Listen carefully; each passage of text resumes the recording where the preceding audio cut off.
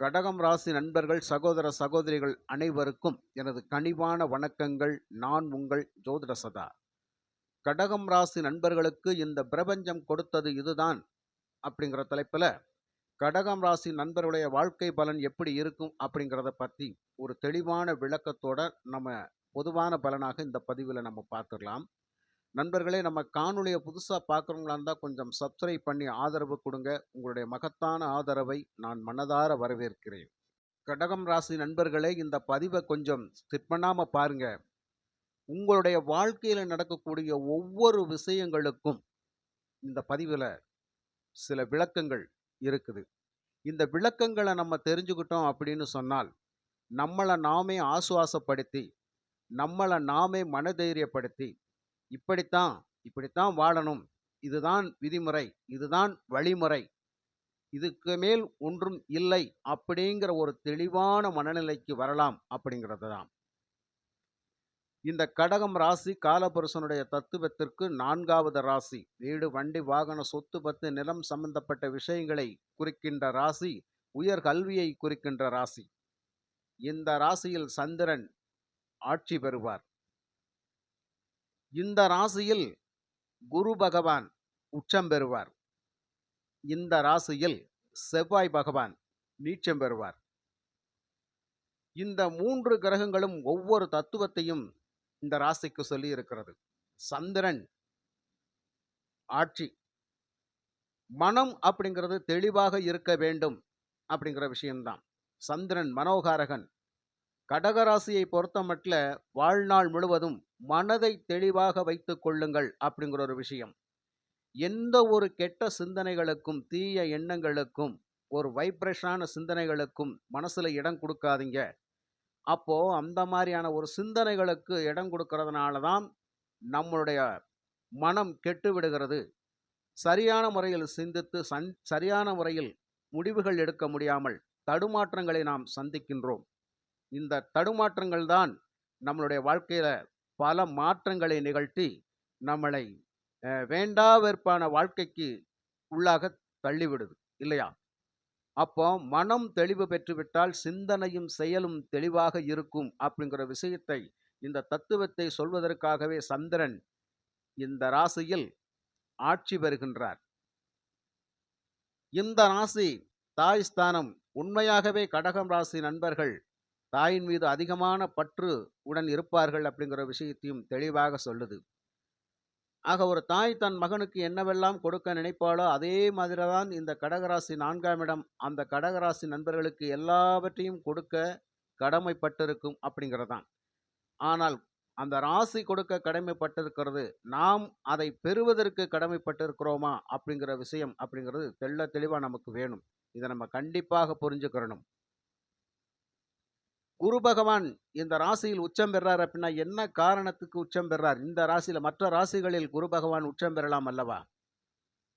கால புருஷனுக்கு 9ஆம் அதிபதி, பாக்கிய அதிபதி, அவரே விரயாதிபதி. மோட்ச ஸ்தானத்துல அவர் விரயமாகிறார். கடகராசியில் குரு பகவான் உச்சம் பெறுகின்ற பொழுது நீதி நெறி ஒழுக்கத்திற்கே கடைசி வரை கட்டுப்பட்டு வாழக்கூடிய நண்பர்கள் கடகராசி நண்பர்கள் அப்படிங்கிறதா. எந்த நிலை வந்தாலும் தன் நிலையிலிருந்து மாறாத நபர்கள். எவ்வளவு கஷ்டம் வந்தாலும் குறுக்கு வழி, குறுக்கு சிந்தனை அப்படிங்கிறது துளி கூட நம்ம மனசுல வராது. ஆனாலும் ஏன் நமக்கு இப்படி கஷ்டங்கள் வருது, ஏன் இப்படி துன்பங்கள் வருது, ஏன் இப்படி நம்மளை போட்டு வாட்டி வதைக்குது அப்படிங்கிற அந்த ஒரு வைப்ரேஷனான சிந்தனைகள் மட்டும்தான் உங்களுக்கு வருமே தவிர, மற்றபடி கஷ்டத்தை தீர்ப்பதற்காக, வாழ்க்கையை மாற்றி அமைத்துக் கொள்வதற்கு வழி தவறி போகக்கூடிய நபர்கள் இந்த கடகராசி நபர்கள் இல்லை அப்படிங்கிறத உணர்த்துவதற்காகவே குரு பகவான் இந்த ராசியில் உச்சம் பெறுகின்றார்.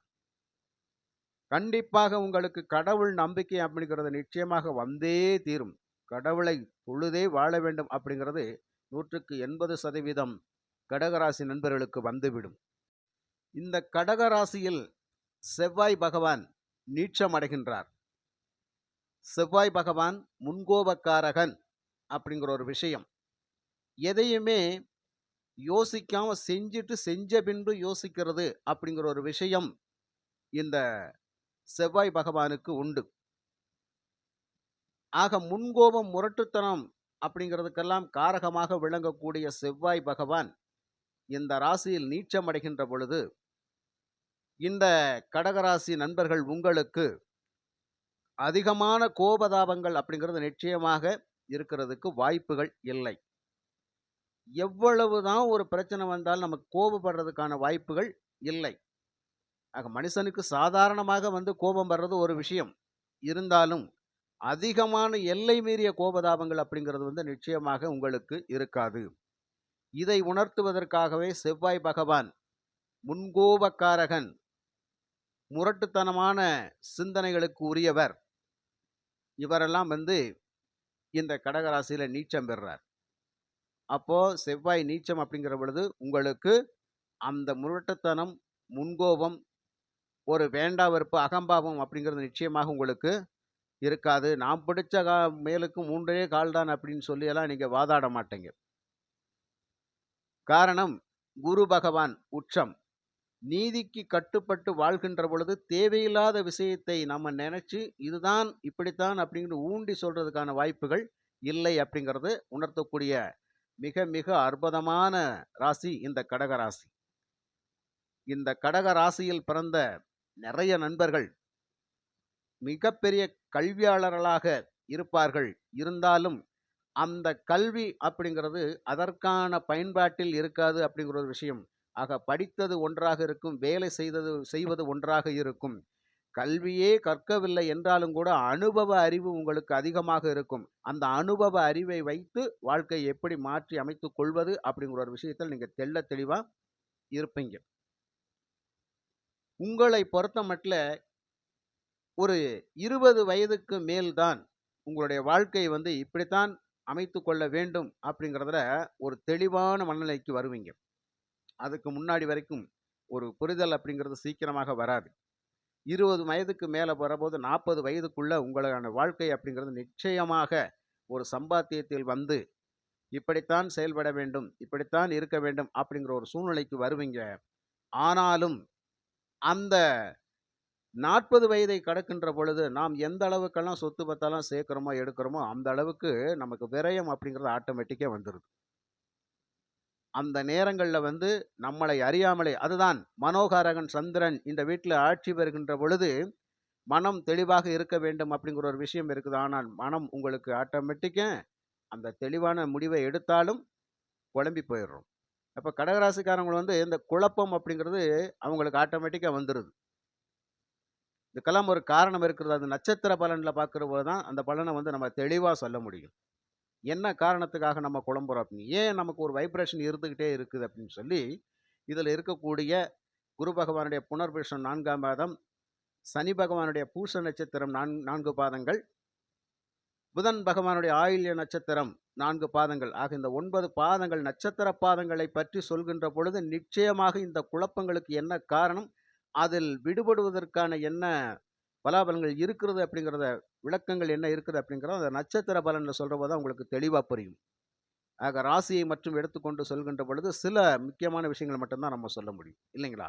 ஆக இந்த மாதிரியான சூழ்நிலையில் கடகராசிக்காரர்கள் வாழ்க்கையில எப்போதுமே வந்து ஒரு 40 வயதுக்கு மேல அந்த இழப்பீடுகள் அப்படிங்கிறத சந்திப்பாங்க. அந்த இழப்பீடுகள் மூலமாக நிறைய கடன்கள் சம்பந்தப்பட்ட விஷயங்கள் ஆட்டோமேட்டிக்கா வந்துரும். இந்த கடன்கள் அப்படிங்கின்ற பொழுது அதை அ அடைக்க முடியாத ஒரு சூழ்நிலைக்கெல்லாம் வந்துருவீங்க. ஏன்னா, உங்களை பொறுத்தமட்டில ஒருத்தர்கிட்ட வேலை பார்க்கணும் அப்படிங்கிறது ஒரு தொழில் செஞ்சா நல்லா இருக்கும். நம்ம ஒரு தொழில் அதிபர் ஆனா நல்லா இருக்கும் அப்படின்னு சொல்லி இந்த எண்ணங்கள் உங்களுக்கு அதிகமாக இருக்கும். நிறைய கடகராசி நண்பர்களுக்கு வந்து வேலைக்கு போறதுக்கு கூட மனசு வராது. ஆனா ஒரு தொழில் சுய தொழில் பண்ணா நல்லா வரலாம். 4 காசு சம்பாதிச்சு கௌரவமா வாழலாம் அப்படிங்கிற ஒரு சிந்தனைகள் அதிகமா இருக்கிறதுனால, உங்களுக்கு இந்த மாரியான எண்ணங்கள் வரும். அப்ப அந்த தொழில வந்து எப்படி கரெக்ட் பண்ணி நடத்துறது அப்படிங்கிற ஒரு விஷயங்கள்ல தடுமாற்றங்கள் வரும். அந்த தடுமாற்றங்கள் வருகின்ற பொழுது நிச்சயமா கடன் வாங்க வேண்டி வரும். பற்றாக்குறைய சந்திப்போம். அந்த கடனுக்கு மேல கடன் ஆயிரும். அந்த கடனை அடைப்பதற்கு கடுமையான போராட்டத்துல நம்ம இருப்போம்.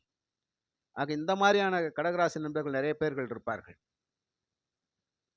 அதே மாதிரி இத கடகராசி நண்பர்கள் பொறுத்தமட்டில வந்து உங்களுக்கு இந்த அரசு சார்ந்த துறைகள்ல வந்து அதிகமான வாய்ப்புகள் எல்லாம் கிடைக்கும். அதிகமான வாய்ப்புகள் இந்த கடகராசி நண்பர்களுக்கு நிச்சயமா கிடைக்கும். ஒரு சாதாரணமா ஒரு கடைநிலை ஊழியரா இருக்கக்கூடிய அமைப்பில கூட இந்த உங்களுக்கு ஒரு வேலை வாய்ப்புகள் நிச்சயமாக இருக்கும். நீங்க நெனச்ச மாரி இந்த இலக்கை நோக்கி பயணிக்கணும், அதில வெற்றி அடையணும் அப்படிங்கிற மாரியான சூழ்நிலைகள் நெறைய கடகராசி நண்பர்கள் அதில வந்து வெற்றி பெறக்கூடிய அமைப்பில இருப்பாங்க.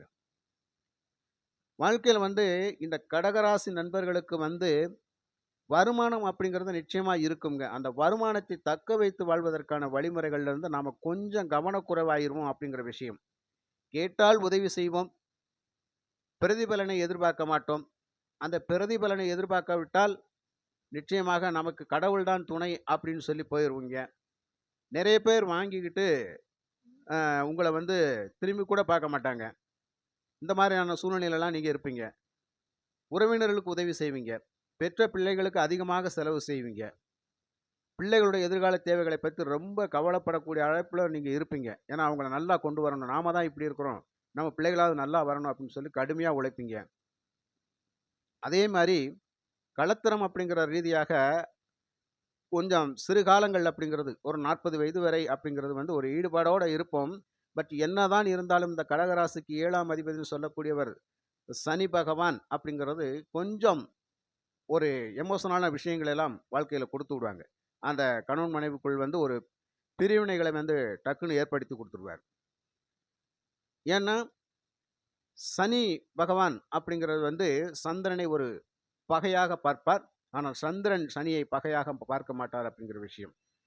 ஆக இவர் சொல்வதை அவர் கேட்கறதுக்கு கொஞ்சம் தாமதமாகும். அவர் சொல்வதை இவர் கேட்கறதுக்கு கொஞ்சம் தாமதமாகும். இப்படி குடும்பத்தில வந்து ஒருத்தருக்கு ஒருத்தர் பேச்சுவார்த்தைகள் பேசுறது, சொல்றதை கேட்கறதுக்கும் கொஞ்சம் சீக்கிரமான ஒரு மனநிலையில வரமாட்டாங்க அப்படிங்கிற மாரியான சூழ்நிலையில தான் இவங்க பின்தங்க வேண்டிய கட்டாயம் வந்துருது. அப்ப இந்த ஒரு விஷயங்கள்னாலேயே இவங்களுக்குள்ள ஒரு வாக்குவாதங்கள் அப்படிங்கிறதும், பிரிவினைகள் வந்து சந்திக்கக்கூடிய சூழ்நிலையிலலாம் இருப்பாங்க. ஆக ஒருவருக்கொருவர் பேசாமல் கூட இருந்து ஒரு வீட்டில் வாழ்ந்து கொண்டிருப்பார்கள். அப்படி மாரியான ஒரு சூழ்நிலையெல்லாம் இந்த கடகராசி நண்பர்களுக்கு இருக்கும். அதனால வந்து உங்களை பொறுத்தமட்ல நம்மள வந்து ஒரு தெளிவான மனநிலையில வச்சுக்கிறது தானே தவிர ரொம்ப ரொம்ப முக்கியமான விஷயமே தவிர, மனத வந்து குழப்ப விட்டுட்டோம் அப்படின்னு சொன்னா, எந்த சூழலிலும் கடகராசிக்காரங்களுக்கு முன்னேற்றமான பாதையை நோக்கி போறதுல தடுமாற்றம் இருந்துகிட்டே இருக்கும் அப்படிங்கிறது தான். புரியுதுங்களா? ஆக யார் மீதும் அன்பு வைத்தாலும் கூட, அந்த அன்பு வைக்கலாமா? வேணாமா? அப்படின்னு சொல்லி, அதையும் கூட 1 முறைக்கு 2 முறை யோசனை பண்ணுங்க. ஆனா அதிகமா யோசனை பண்ணாதீங்க. அதிகமா யோசனை பண்ணாலே மூளை குழப்பமாயிரும். எந்த விஷயத்திலும் உங்க வாழ்க்கையில வந்து வாழ்க்கை நாள் உள்ள வரை சிந்தனைகள் அப்படிங்கிறது வந்து அளவா வச்சுக்கிறணும். ஒரு செயலை செய்யலாமா? அப்படின்னு சொல்லி கேட்டா, ஒரு தடவ செய்யலாம். 2வது தடவ செய்யலாமா? வேணாமா? அப்படிங்கிறத 2, 3 டைம் யோசனை பண்ணிக்குள்ளயே அதுக்குள்ளேயே முடிச்சுக்கிறணும். அதுக்கு மேல தாண்டி போறபோது குழப்பமாயிரும். சரியான ஒரு முடிவுக்கு நம்ம வர முடியாது. ஆக இந்த மாரியான விஷயங்கள் எல்லாம் நீங்கள் சரியான முறையில கடைப்பிடிக்க வேண்டும் அப்படிங்கிறது தான். அதே மாரி உறவுகள் ரீதியாக, நண்பர்கள் ரீதியாக, வெளிவட்டார பழக்கவழக்க தொடர்புகள்ல, குடுக்கல் வாங்கல் விஷயங்கள்ல, போக்குவரத்து விஷயங்கள்ல எல்லாமே வந்து வாழ்க்கையில வந்து உங்களுக்கு வந்து ஒரு நிச்சயமாக ஒரு நெருடல் அப்படிங்கிறது இருந்துகிட்டே இருக்கும். நீங்க ஒரு விஷயத்த செய்திருப்பீங்க. அது சரிதானா அப்படின்னு சொல்லி மறுபடியும் ரிப்பீட் பண்ணி போட்டு பார்ப்பீங்க. இதுதான் உங்களுக்கு மறுபடியும் ஒரு குழப்பத்த குடுக்கும். ஆக ஒண்ணு செய்துட்டோம் அப்படின்னு சொன்னா, அத செய்றதுக்கு முன்னாடி யோசனை பண்ணி செஞ்சுருங்க. எல்லா பேத்துக்கும் நண்பர்களுக்கு ஒரு உதவி செய்றீங்கனாலும், அதுவும் அதே மாரி தான். ஒரு உறவினர்களுக்கு ஒரு ஒரு செய்றீங்க அப்படின்னு சொன்னா, அதுவும் அதே மாரி தான். ஒரு டைம் அதோட முடிச்சுக்கங்க. மறுபடியும் அந்த செய்த விஷயத்த எடுத்து உள்ள கொண்டு வந்தீங்கன்னா, நீங்க மனம் குழம்பிருவீங்க. ஆனாலும், சில நேரங்களில் சில மனிதர்களால் நம்ம கைவிடப்படுகின்ற பொழுது, அந்த கைவிடப்பட்ட சம்பவத்த நீங்க நெனச்சுக்கிட்டே இருந்தீங்க அப்படின்னு சொன்னா, நாம முன்னுக்கு வர முடியாது. அதான் விஷயம். அப்போ அதிலிருந்து நீங்க விடுபடணும் அப்படின்னு சொன்னா, நிச்சயமாக அந்த ஆப்போசிட்ல நடந்த விஷயங்கள வந்து டக்குன்னு மறக்க ஆரம்பிங்க. மனசுக்குள்ள வச்சுக்கிட்டு குழம்பிக்கிட்டே இருக்காதீங்க. பொதுவாவே வந்து இந்த கடகராசி நண்பர்களுக்கு நெறைய மனசு வந்து வாழ்நாள்ல வைப்ரேட் ஆகிட்டே இருக்கும். உங்களால வைப்ரேஷன் இல்லாம இருக்கவே முடியாது. ஏதாவது ஒரு சிந்தனை அப்படிங்கிறது உங்க மனச போட்டு குழப்பிக்கிட்டே தான் இருக்கும். அந்த குழப்பங்களுக்கு மட்டும் நம்ம இடம் கொடுக்கக்கூடாது அப்படிங்கிறது தான். உங்கள நீங்களே புரிஞ்சுகிட்டு, உங்கள நீங்களே இப்படித்தான் வழி நடத்தணும் அப்படின்னு சொல்லி நீங்க உங்கள வந்து ஒரு பிடிப்புத்தன்மையில வச்சுக்கங்க. நீங்க ஒரு வட்டத்தை போட்டு இந்த வட்டத்துக்குள்ள இப்படிதான் இருக்கணும் அப்படின்னு சொல்லி நீங்களா முடிவு பண்ணுங்க. அந்த முடிவு நீங்க தெளிவா எடுக்கின்ற பொழுது தான், உங்க வாழ்க்கைய வந்து நீங்க தெளிவா பயணிச்சு கொண்டு போக முடியும் அப்படிங்கிற ஒரு விஷயம் நெறைய இருக்குது நண்பர்களே.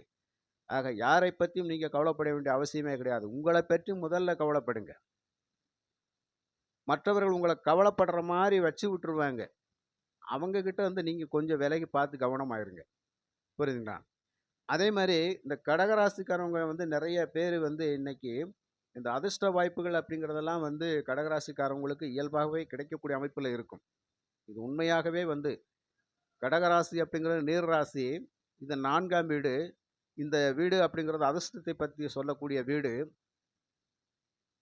அப்போ இந்த நண்பர்களுக்கு வந்து நிச்சயமாக வாழ்நாள்ல எப்படினாலும் ஒரு வகையில வந்து திடீர் அதிர்ஷ்டம், பண வருவாய் பெறக்கூடிய ராசிக்காரவங்களாக இந்த கடகராசி நண்பர்கள் இருப்பார்கள்.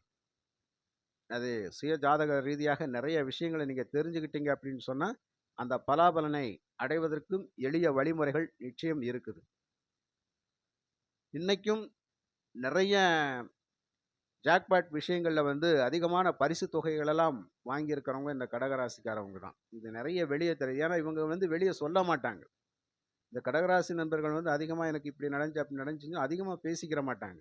உள்ளுக்குள்ளேயே வச்சுக்கிருவாங்க. அதனால தான் வெளியில தெரியாம இருக்கு. அந்த மாரியான ஒரு மனநிலையில் உள்ளவர்கள். சில பேர் தான் வாய் விட்டு பேசி மனச குழப்பிக்கிட்டு இருப்பாங்க. சில பேர் சொல்லவே மாட்டாங்க. தனக்கு என்ன நடந்தாலும் வெளிய தெரியாத மாரி வச்சுக்கிருவாங்க. ஆக நெறைய ஜாக்பாட் வாய்ப்புகள் எல்லாம் உங்களுக்கு தான் இருக்குது. மிகப்பெரிய கல்வியாளர்களா இருக்கக்கூடிய அமைப்புல இருக்கக்கூடிய இந்த நண்பர்கள் நீங்க தான். இன்னைக்கு நாடு விட்டு நாடு போய், கண்டம் விட்டு கண்டம் தாவி போய் வேலை செஞ்சு வருமானத்தை ஈட்டக்கூடிய நபர்கள், அதிகமான நபர்கள் இந்த கடகராசி நபர்கள் தான். ஆக இவ்வளவெல்லாம் ஒரு திறமைகள் இருக்கின்ற பொழுது, நீங்க வாழ்க்கையை மாற்றி அமைத்துக் கொள்வதற்கான வழிமுறைகள் உங்ககிட்ட தான் இருக்குதே தவிர, உங்கள நீங்களே கேள்வி கேட்டு பாருங்க. நாம என்ன செய்றோம்? ஏது பண்றோம்? எப்படி இருக்கிறோம்? என்ன செலவு செய்றோம்? என்ன வருமானத்தை ஈட்டுறோம்? அப்படின்னு சொல்லி ஒவ்வொரு நாளும் திட்டம் போட்டு செயல்படுங்க. திட்டமில்லாத வாழ்க்கையினால தான் இன்னைக்கு நாம வந்து திக்குமுக்காடிட்டு இருக்கிறோம் அப்படிங்கிற விஷயம். ஆக ஒருவருக்கு ஒன்றை கொடுக்கறதுக்கு முன்னாடி யோசனை பண்ணுங்க. உங்களுடைய எதிர்காலத்த பத்தி யோசனை பண்ணுங்க. கடைசி காலங்கள்ல வந்து இன்னைக்கும் கடகராசி நபர்கள் நெறைய பேர் வந்து பெற்ற பிள்ளைகள் கூட கைவிட்டு போயிருக்கிறாங்க. நெறைய பேர் இன்னைக்கு ஒரு 60 வயசுக்கு மேல இருக்க கடகராசி நண்பர்கள், சகோதரிகள்லாம் நெறைய மன அழுத்தம், மன வேதனையில தான் இருப்பாங்க. இதெல்லாம் என்ன காரணம்? இந்த சூழ்நிலைக்கு தள்ளப்பட்டதற்கு யாரும் காரணம் இல்ல. நீங்க தான். அப்ப உங்களுக்கான தேவைய எதிர்கால தேவையை நீங்க திட்டமிட்டு அந்த ஒரு பிடிப்புத்தன்மைக்குள்ள வைக்காததுனால தான் இந்த மாதிரியான சூழ்நிலைக்கு நம்ம வர்றோம். அப்போ எதிரிகள் அப்படிங்கிறது வந்து நமக்கு ஆட்டோமேட்டிக்கா எங்க இருந்தாலும் வரல. நாம உருவாக்கக்கூடிய சூழ்நிலையில தான் இருக்கிறோம். அப்போ நமக்கு எதிர்ல நிக்கக்கூடியவங்களுக்கு நம்ம என்ன செய்யணும்னு பார்த்து செஞ்சீங்கனாலே போதும். அளவோடு எதையுமே அளவா வச்சுக்கிட்டா வேலை முடிஞ்சது. அதே மாரி இந்த அகலக்கால் வைக்கிற வேலையெல்லாம் உங்களுக்கு சுத்தமா ஆகாது. கடகராசிக்காரங்கள பொறுத்தமட்டில ஒரு குறிப்பிட்ட நிலை தான். அதுக்கு மேல தாண்டி போகக்கூடாது அப்படிங்கிறது தான். எது செஞ்சாலும் அளவோட வச்சுக்கிட்டோம் அப்படின்னு சொன்னா வாழ்க்கையும் வளமானதாக இருக்கும். புரியுதுங்களா?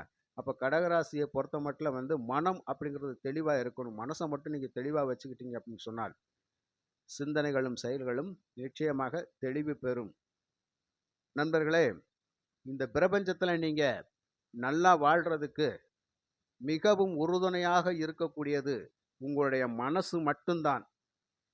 அதனால தான் மனோகாரகன் சந்திரன் உங்க ராசியில உச்சம் பெறுறார்.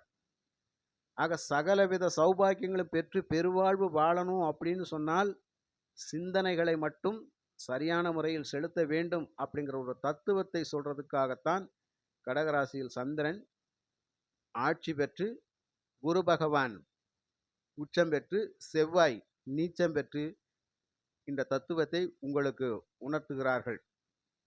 சரிங்களா? அதனால வந்து இந்த பிரபஞ்சம் அப்படிங்கிறது நமக்கு என்ன குடுத்திருக்குது? இதைத்தான் உங்களுக்கு குடுத்திருக்குது. ஆக தெளிவான மனநிலையில் இருங்க. வாழ்க்கையில் நிச்சயமாக ஜெயிக்கலாம். அப்ப குரு பகவானுடைய வழிபாடு அப்படிங்கிறது அவசியம் தேவை. குரு பகவானுடைய வழிபாடு அவசியம் தேவை. அந்த வழிபாடை வந்து நாம விடாம பண்றபோது, நம்முடைய வாழ்க்கை பொன், பொருள், செல்வத்துக்கு அதிகமான ஒரு தேவைப்படுகிற விஷயத்துல இருக்கிற பொழுது, நிச்சயமா நமக்கு அது தேவைகள் நிறைவேறும் அப்படிங்கிறது தான். இதுதான் இந்த பிரபஞ்சம் உங்களுக்கு கொடுத்தது. இந்த பதிவ உங்களுக்கு பிடிச்சிருக்குன்னு நினைக்கிறேன். மற்றுமொரு நல்ல பதிவில் நான் உங்களை சந்திக்கின்றேன். நன்றி, வணக்கம்.